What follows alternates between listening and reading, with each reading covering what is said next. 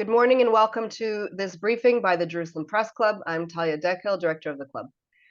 As Jews worldwide marked a year to the day of the unprecedented assault against southern Israel yesterday, and a week to the second direct Iranian onslaught against our cities, Israelis are keeping their eyes on the north, where dozens of communities have for several weeks now joined the circle of areas suffering daily Hezbollah rocket attacks. Meanwhile, the IDF began what it calls a limited localized targeting of the enemy deeper inside Lebanon, and Israeli soldiers continue to pay the price of the war both there and in Gaza. Our guest today is Brigadier General in Reserves Yossi Kuperwasser, Senior Fellow at the Misgav Institute for National Security and Zionist Strategy, and a Senior Project Manager at the Jerusalem Center for Public Affairs. General Kuperwasser served as Director General of the Ministry of Strategic Affairs in Israel and finished his active IDF service as commander of the Military Intelligence Research Division.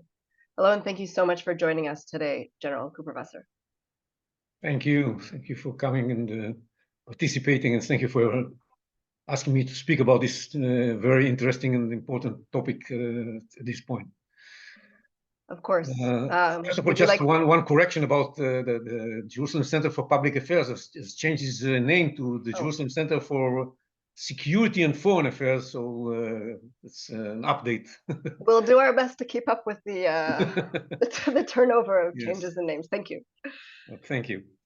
Anyhow, so let me describe in brief what's happening in Lebanon in this Israeli attempt to create conditions that would allow Israelis living along the border to come back to their homes safely after spending a year now away from home.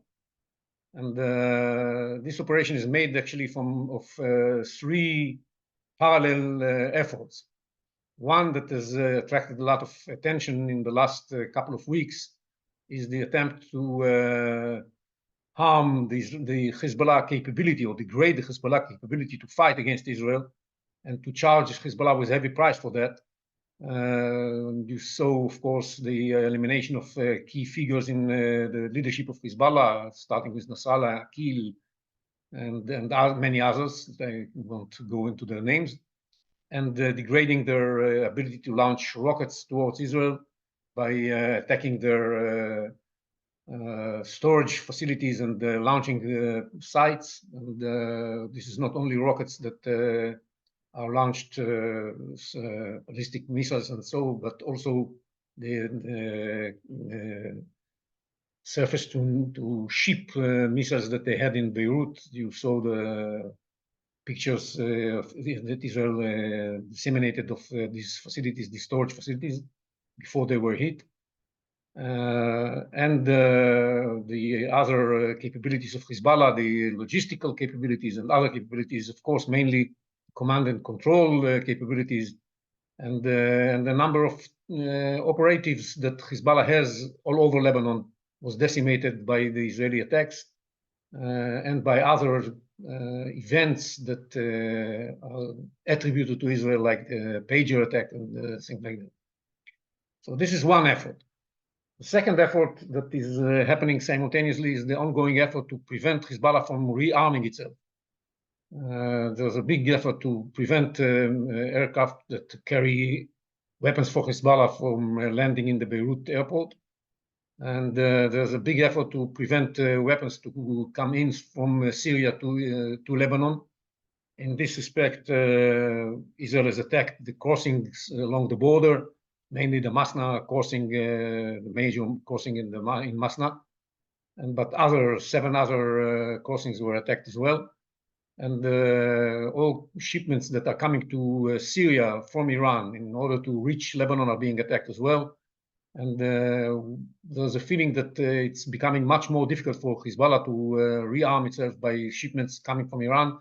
There's a big effort by the Iranians to supply Hezbollah with weapons that is being foiled again and again. In this context, there was also a success in preventing crossing into Lebanon from Syria through tunnels. There was a tunnel that was destroyed as well. So it's an ongoing effort, a very big one. And we have to bear that in mind, because if we don't succeed in dealing with the shipments of arms, everything we do against degrading the capabilities of Hezbollah may be just a Sisyphecal effort. They're going to replenish themselves from Iran very easily.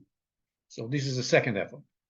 And the third effort, the one that we are gathered here to discuss, is the effort to eliminate the infrastructure that was built along the border by Hezbollah in order to allow ground offensive into Israel, an incursion into Israel. And this was based mainly on in and around villages in the southern Lebanon area along the border, in villages and in sites next to the villages, outside of the villages, in the bushes areas. And we have seen that what the practice that Hezbollah did with the Radwan force was to build for each sector of Radwan, the unit of Hezbollah that was charged with carrying out those incursions, building along the border tunnels, big tunnels, not crossing into Israel, but big tunnels that would allow the people of Radwan to arm themselves and find shelter before they go to war, go to carry out their operation. And everything was waiting for them there. They just would have to enter and make sure that they have all the equipment they need and go for this raid into Israel to carry out what they call the taking over of the Galilee. That was the idea. So we have now 4 divisions in Lebanon, all from Metula in the east north, and up to Rosh Hanikra or Nakura in the westernmost area of the border, operating simultaneously. It's something like 12 brigades, because each division has about 3 brigades operating under its command. And they should take care of all this infrastructure and clean the area. It's going to take time. It's a limited operation in the sense of its space. It's up to 10 kilometers out from the border, sometimes even less. And it's limited in the sense of time, because once we finish cleaning the area, we shall be able to go back to the southern side of the border. Of course, for that to happen, there's got to be some sort of an agreement about what's going to happen in the northern side of the border, because we cannot just move south and let Hezbollah come back. That makes no sense. But the idea is that once we clear this area, we shall be able to work out some sort of an agreement. The idea that was before that we shall be able to reach such an agreement without ground incursion was denied by Hezbollah. They were offered the possibility to accept such an agreement. They denied it. In Hezbollah's, in Nasrallah's last speech, days before he was eliminated, he said no to this option. And even though there are all kinds of rumors that the Lebanese government is trying to promote that, well, he might have said yes, he didn't say yes, and that led to everything else that happened since then. I think that this is the situation right now. We are fighting against Hezbollah operatives that are deployed along the border. The last number of casualties of Hezbollah is close to 500. So this is not a walk in the park. Many of those are not killed in face-to-face collisions, but with the Air Force. The Air Force is carrying a lot of the burden of this operation. We just yesterday attacked something like 1,000 targets, and 100 targets. And but every day we take care of many other targets, both in close air support and in attacks against the targets that are defined by the intelligence for the Air Force. We have to remember that many of the places inside the villages were used for military or terror purposes by Hezbollah. Some of them were houses where we knew about missiles posted in the house, the living room, the missile room, the bathroom.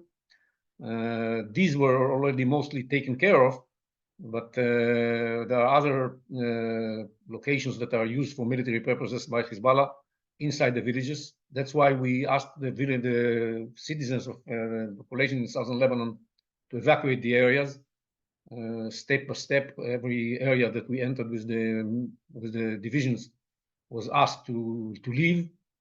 We are talking now about something like 600,000 people that are finding are dislocated from their villages in southern Lebanon, and of course, since we attack also in the Dahia in Beirut, some people leave the Dahia as well. So many people are not are displaced now, and that's another thing that puts pressure on Hezbollah. Having said all of that, and Hezbollah is under a lot of pressure, he loses everything that he had in southern Lebanon. He's losing a lot of their assets. They're losing a lot of their assets in Beirut and in the Bekaa Valley, and other centers of Hezbollah. Nevertheless, we don't see yet Hezbollah ready to accept the Israeli conditions for ending this war.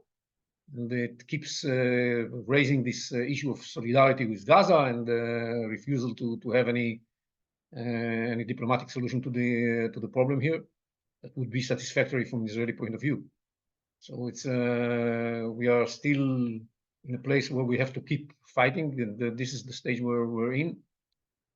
Just one last word about leadership in Hezbollah and remaining capabilities. It's a question mark who's running the show in Hezbollah right now, because Nasrallah left, many of his supporters are not there anymore. Hashem Safieddin, that was supposed to take over, is disconnected, probably lost his life. Nobody knows, but there is a possibility that he lost his life in the attack on the intelligence headquarters of Hezbollah. It's not clear who's making the call, making the shots, and calling the shots, sorry, in Hezbollah right now. But the fact is that somebody does. Maybe it's a matter of continuing to act according to existing orders, because we saw yesterday that not only that Hezbollah still has the capability to launch rockets towards Israel, but somebody gave an order to do that. And this tells you that there is some sort of command and control system in Hezbollah that still functions. And we shall see who comes up eventually as the new leader of Hezbollah, and how long he survives. That's another question, but since nobody's really trying to hold this job, fearing the Israeli response. But that's where we stand. Now, when it comes to capabilities, we have to realize that they don't have redundancy when it comes to the south. There is only one South Lebanon. There's only one area adjacent to the Israeli border. When they lose that, they cannot replace it. But everything else in Hezbollah was built under the logic of redundancy. That's why they held 150,000 rockets. So even if you hit 50% of this, they still have 70-something thousand rockets. It's a huge amount of rockets. And so on, every other thing on their equipment was built on the idea of redundancy. They didn't have replacement for Nasrallah either. So this is another thing that they have difficulty finding a substitute for. And so we are degrading Hezbollah's capabilities systematically, and it's very painful for the organization and for the Iranians. It's part of an ongoing new reality in which the assets of Iran are becoming less and less assets and more liabilities, and more difficult to maintain them for the Iranians. And this follows, of course, what happened to Hamas, or still happening to Hamas. And it's a difficult situation for the Iranians. They are under pressure. We saw that in their attack on October 1st. It's an expression of their manifestation of the pressure they are under. And they had to prove to their proxies and to Israel that they are still capable of promoting their interests and defending themselves. And everybody is now expecting the retaliation by Israel. and they're clearly under a lot of pressure. So the master plan of surrounding Israel with a ring of fire that would eventually bring about the collapse of Israel, the table were turned, and it's now their survival at stake, and they are very worried. And what we do to Hezbollah in this respect is a major component in this new reality in the Middle East. So, questions, please. First of all, General, thank you very much for your overview. I think there's a lot to unpack there, so I think we'll go chronologically opposite. We'll anti-chronological so that we make sure to go through everything. In terms of let's start even with Iran, because that's the last thing you mentioned. We heard yesterday that even opposition leader Yair Lapid is calling for Israel to attack Iran's oil sources. Do you agree that this is the best next move, or do you have a different recommendation? Well, I think one thing is clear. Everybody understands that there got to be some sort of an Israeli harsh retaliation to what happened on October 1st, 181 ballistic missiles that were launched at Israel. And there's a debate inside Israel, there's a debate between us and the Americans, and there's a lot of various options that Israel has. I think personally that the most important thing is to eventually take care of the nuclear facilities. That's my personal view, because the threat of Iran becoming a military nuclear country is imminent. With the amount of highly enriched uranium that the Iranians have accumulated already, they can produce something like 15 nuclear bombs within a year, and 4 of them within less than a month. So it's a situation that cannot be tolerated, not only by Israel, but also by the Americans. I heard yesterday Vice President Harris saying that the United States should not allow Iran to have the capability to produce nuclear weapons. This is a new way of putting it, because usually what the Americans are saying is that the Americans are not ready to allow Iran to have nuclear weapons. But if you don't want them to have the capability to produce nuclear weapons, that's the time to operate. So in my mind, this is the most important target. That said, for that target, we need American, or it's going to be much more efficient to handle the Iranian nuclear project if we have Americans with us. Because as the Americans, Jake Sullivan explained, and others, Israel needs all kinds of munition that only the Americans have in order to cause devastating damage to the nuclear project. And because the Americans are not very fond of doing that right now as we approach the American elections, maybe it's going to be better to hit other targets. It can be military targets, it can be oil facilities.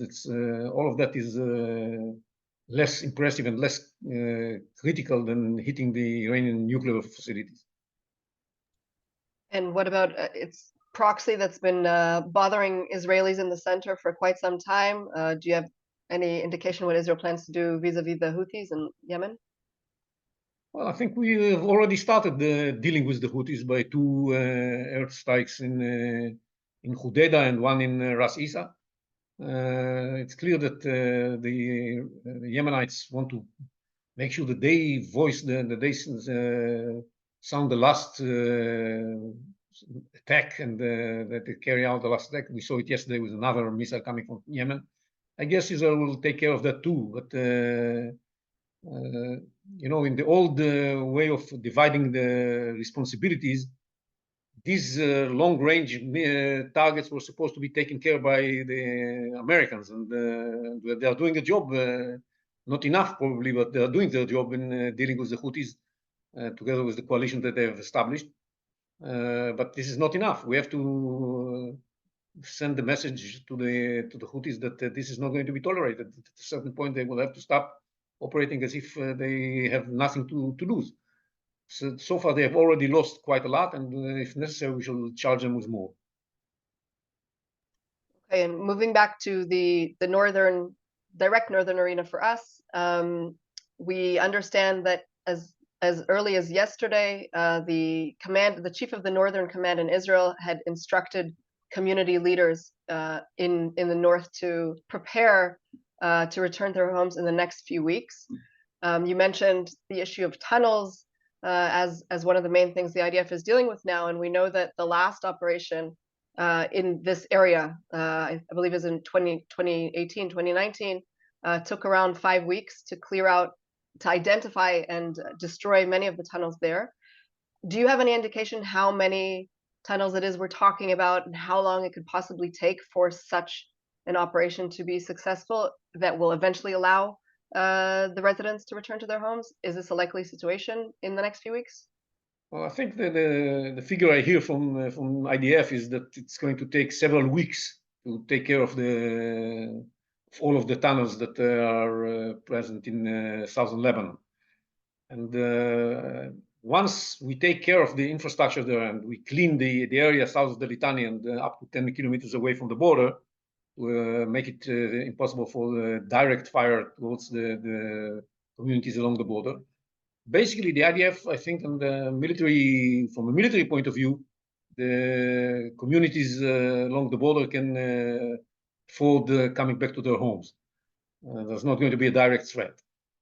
That is based on the logic that the IDF stays in the area adjacent to the border from the north, so that otherwise Hezbollah is going to come back.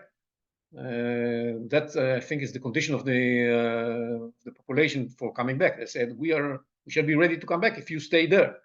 If you allow Hezbollah to come back, then what is the point?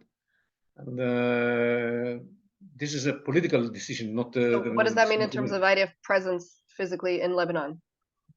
Sorry? What does it mean in terms of actual presence? Well, I don't think we shall need 4 divisions over there as we need for cleaning the area, but after leaving taking care of the infrastructure, we shall need some sort of a garrison force that would allow preventing the return of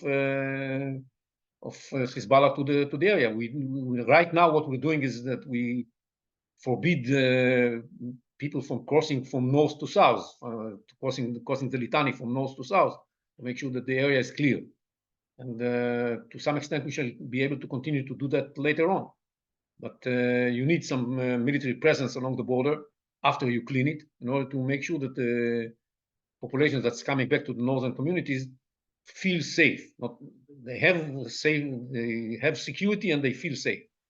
And it's not going to be easy to restore the confidence and the trust of the population in this new situation, because now that they've seen, just imagine, now that everybody's seen how tunnel of Hezbollah looks like, what is there, imagine that we would have reached an agreement about a new situation in the along the northern border without dealing with these capabilities. And the assumption is that the military knew about these capabilities, that maybe they didn't know about each and every one of them. They knew that such capabilities exist. And, nevertheless, we were ready to work out some sort of a diplomatic arrangement that would have left the towns in these places. Now it's clear that this would have been a terrible mistake. So the idea of preparing the military forces for this operation, it took us 11 months to play according to the rules of Hezbollah, with the tit-for-tat situation, using this time to prepare the military ground forces to carry out the task of taking over the southern strip of Lebanon. And now that we've done it, we know how critical it was to do that, because if we wouldn't have done it, these capabilities and the infrastructure would have been left there. So it's clearly something that was essential to rebuild the trust of the population in the safety and security that the military can provide them. And they are very clear that for them to feel secure, they need to make sure that on the northern side of the border there isn't Hezbollah and there is an Israeli military. That's what's going to define their feeling.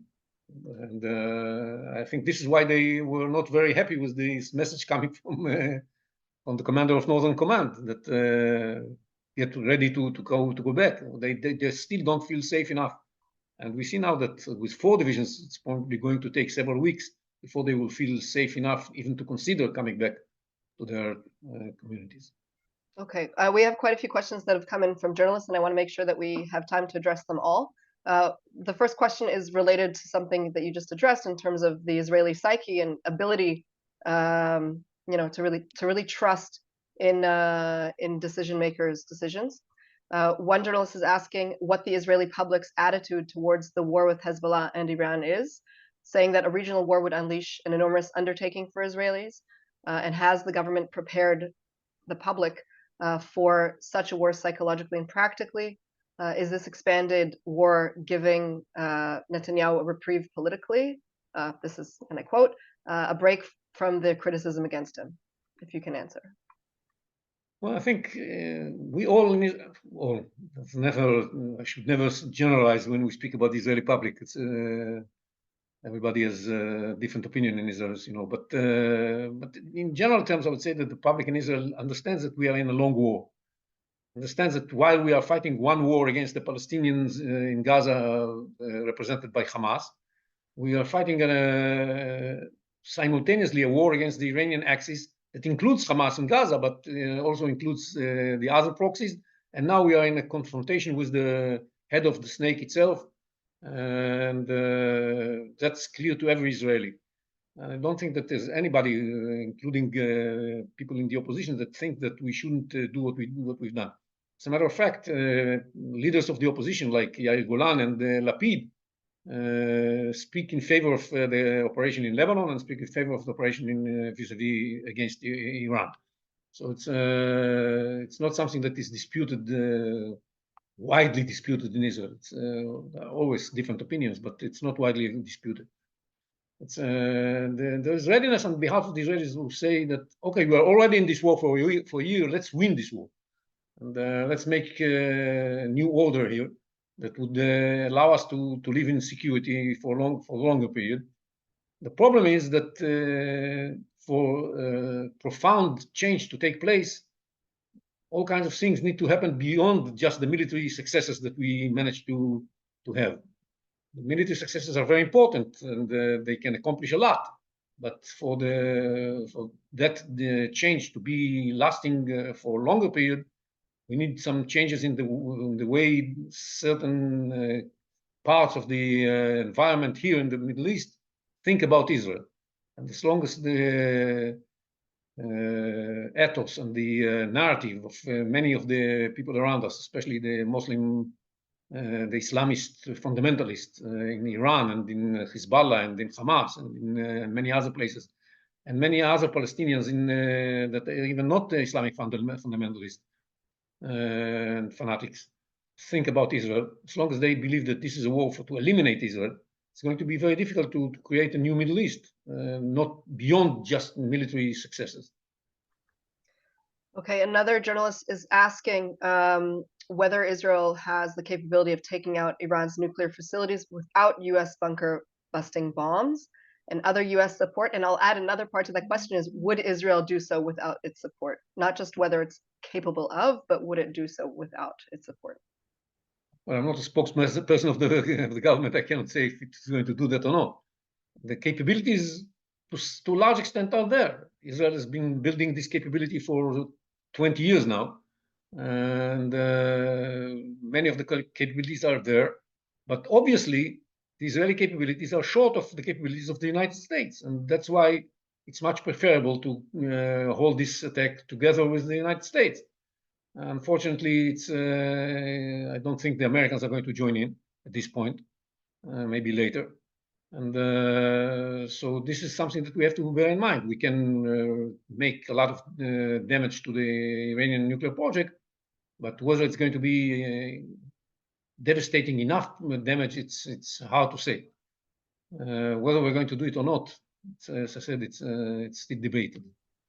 I understand. We're almost out of time, but I do have a couple of last questions. We'll try to get them in.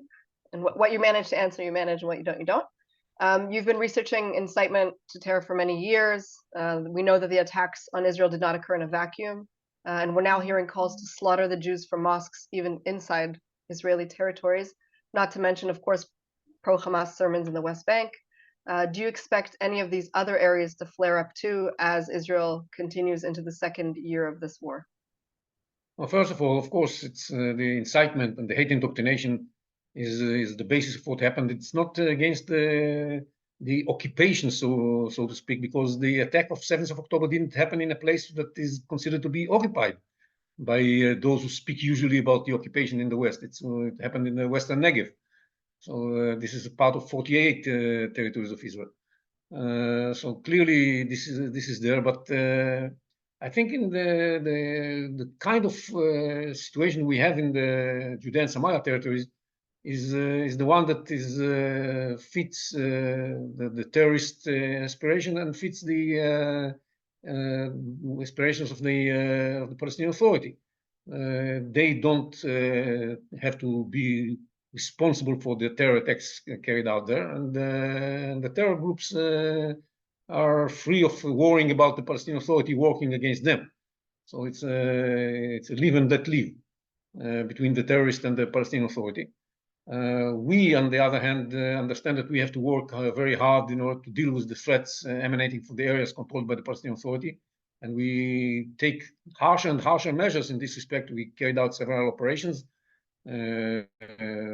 Summer Dreams and others, and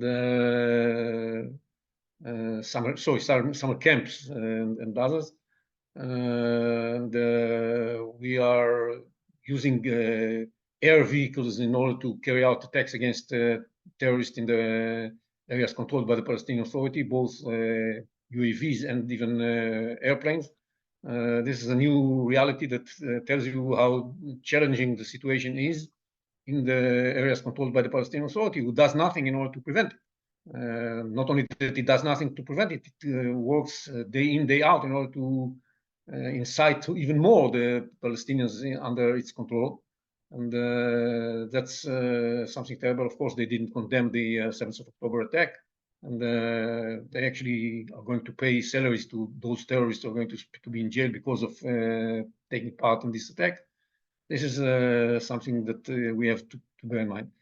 Arab Israelis are much less involved, and that's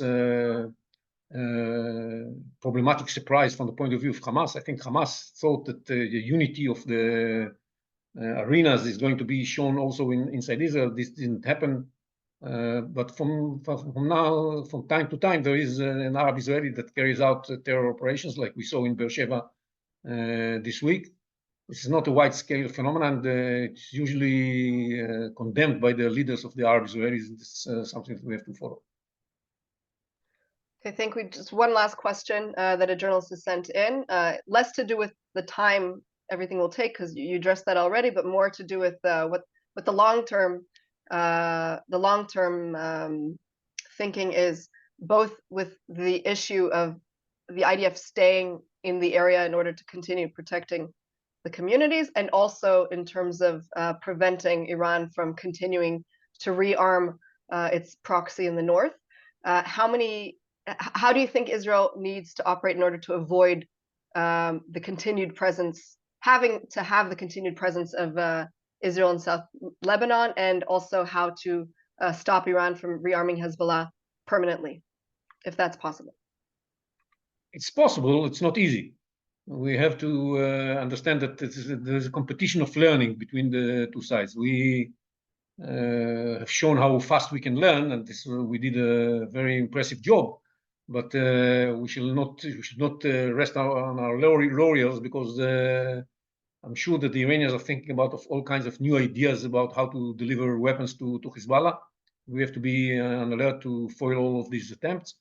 We can and we shall continue to do that, definitely until there is some sort of diplomatic solution to the situation in the north. And we shall have to stay along the border with military forces north of the border for the foreseeable future. It's maybe not 4 divisions deployed over there. We saw what happened in Gaza, for example.